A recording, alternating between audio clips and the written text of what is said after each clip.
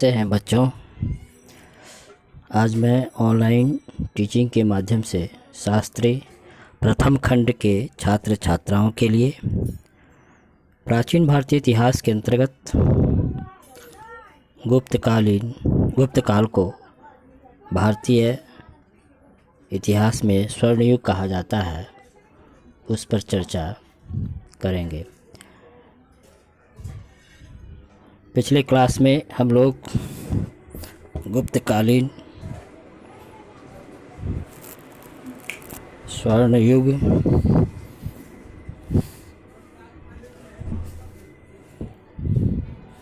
के विभिन्न पहलुओं पर चर्चा कर रहे थे।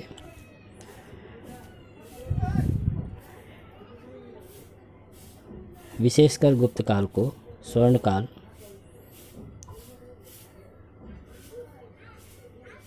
साहित्य, विज्ञान और कला के क्षेत्र में अभूतपूर्व प्रगति को देखते हुए इतिहासकारों ने इस काल को स्वर्ण युग के नाम से संबोधित किया है। हम लोग पिछले दिनों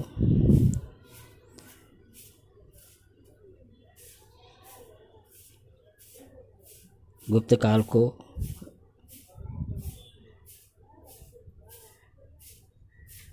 अपनी जिन विशेषताओं के कारण भारतीय इतिहास के पृष्ठों में स्वर्ण युग के रूप में स्थान बनाए हुए है, जैसे यह काल राजनीतिक एकता का काल था, यह महान सम्राटों का काल था, श्रेष्ठ शासन व्यवस्था इस समय प्रचलित थी। तो इन तमाम चीज़ों पर चर्चा कर लिए थे।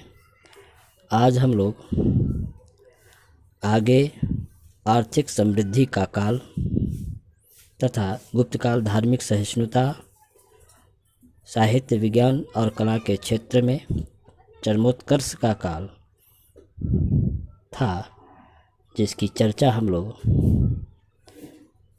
करेंगे। आर्थिक दृष्टि से गुप्त सम्राटों का शासनकाल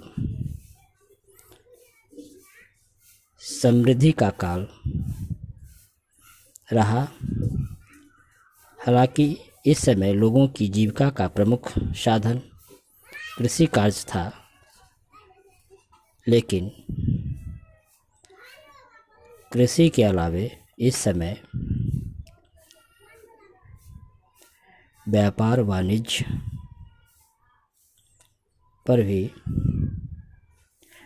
वाणिज्य के क्षेत्र में भी अभूतपूर्व प्रगति हुई थी। गुप्तकालीन सम्राटों ने कृषि की उन्नति या प्रगति पर विशेष ध्यान दिया और इस समय सभी प्रकार के अन्न तथा फलों का उत्पादन होता था। सिंचाई की समुचित व्यवस्था थी। धान और ईख की खेती प्रचुरता में होती थी। कृषि के साथ साथ गुप्त काल में व्यापार और व्यवसाय में भी काफ़ी प्रगति हुई थी। समूचे राज्य में अनेक व्यापारिक श्रेणियां और निगम होते थे। पाटलिपुत्र, वैशाली, उज्जैनी, दसपुर, भरौच इत्यादि गुप्त काल के प्रसिद्ध व्यापारिक नगर माने जाते थे। साथ ही इस समय भरौच तथा ताम्रलिप्ति प्रमुख बंदरगाह थे। गुप्त काल में व्यापार वाणिज्य स्थल और जल दोनों मार्गों से होता था। इस समय अंतर्राज्यिक व्यापार वाणिज्य तो होता ही था, साथ ही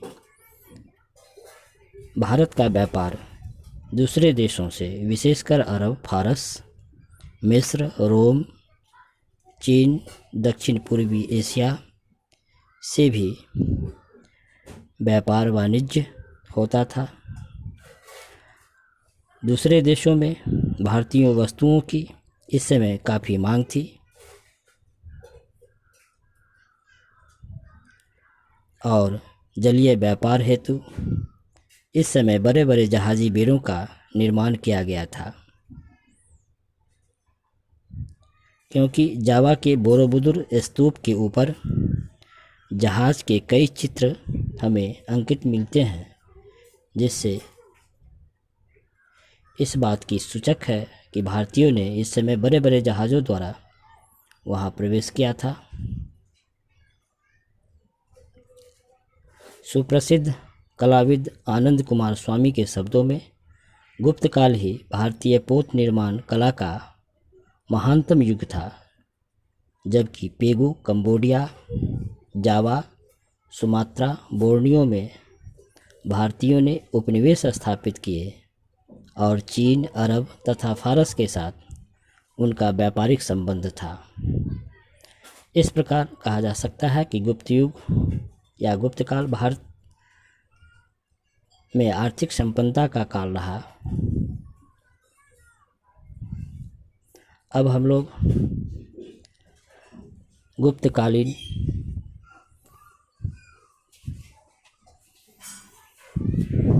धार्मिक स्थिति पर चर्चा करेंगे। गुप्त काल धार्मिक सहिष्णुता का काल था। धार्मिक सहिष्णुता के कारण ही गुप्त काल को स्वर्ण युग कहा जाता है। हालांकि गुप्त राजाओं का शासनकाल वैष्णव धर्म की प्रगति के लिए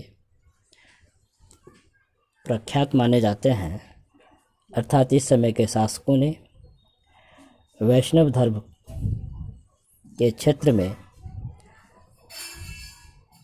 काफ़ी प्रगति की तथा गुप्त सम्राट परम भागवत की उपाधि प्राप्त करते थे। लेकिन वैष्णव धर्म के अलावे भी इस समय अन्य धर्मों के प्रति भी गुप्त सम्राट उदार और सहिष्णु बने रहे। उन्होंने न तो अपने धर्म को जबरदस्ती किसी के ऊपर लादने का प्रयास किया और न ही दूसरे धर्म के मानने वाले लोगों के प्रति किसी भी प्रकार का अत्याचार अथवा दुर्व्यवहार नहीं किया।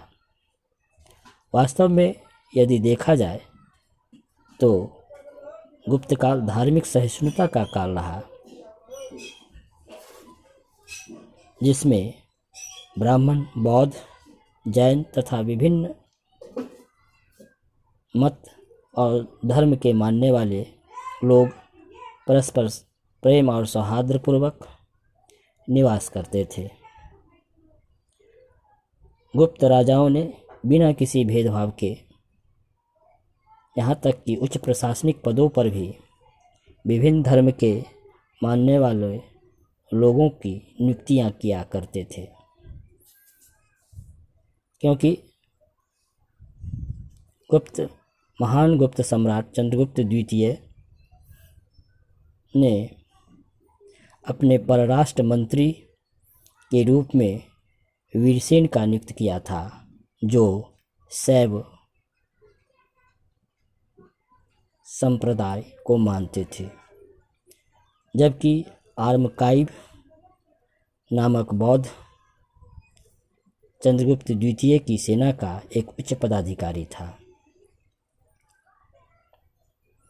सांची लेख से हमें पता चलता है कि चंद्रगुप्त द्वितीय ने काकनादबोट नामक महाविहार को 1 ग्राम तथा 25 दिनारे दान में दिया था, जिससे 5 बौद्ध भिक्षु प्रतिदिन भोजन ग्रहण करते थे तथा रत्नगृह में दीपक जलाया जाता था।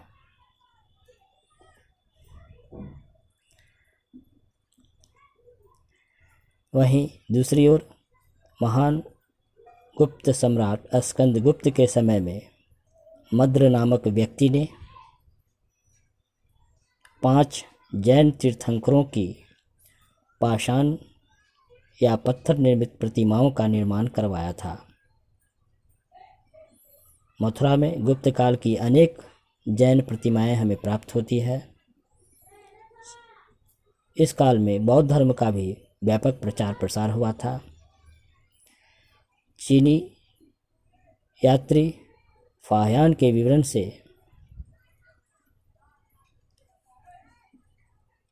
हमें पता चलता है कि इस समय बौद्ध धर्म काफ़ी उन्नत दशा में, उन्नत स्थिति में था। प्रसिद्ध चीनी यात्री फाहियान अपने समकालीन सम्राट चंद्रगुप्त द्वितीय की धार्मिक सहिष्णुता की प्रशंसा करता है। इस प्रकार गुप्त युग में सभी धर्मों को समान रूप से विकास का अवसर मिला और किसी भी प्रकार का सांप्रदायिक भेदभाव इस समय नहीं था। सभी शांति और सुख पूर्वक लोग निवास करते थे। हिंदू मंदिर के पास ही बौद्ध मठ थे तथा बुद्ध प्रतिमा के समीप जैनों की मूर्तियां होती थी। गुप्त सम्राटों के विशाल हृदय तथा उदार आत्मा में वैष्णव, जैन, बौद्ध इत्यादि सभी धर्मों के लिए उनमें समान श्रद्धा विद्यमान थी।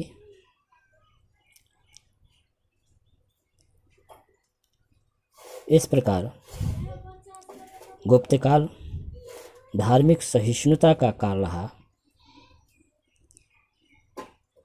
और इस समय वैष्णव धर्म के अलावे दूसरे अन्य धर्मों को भी, शैव, बौद्ध, जैन धर्मों और उसके मानने वाले लोगों को भी अपने धर्म के अनुसार आचरण करने की खुली छूट थी, जिसके आधार पर कहा जा सकता है कि गुप्त काल में धार्मिक सहिष्णुता का काल रहा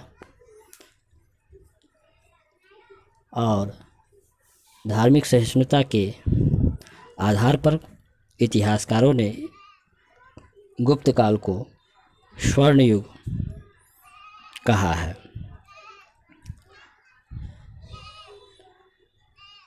धन्यवाद बच्चों।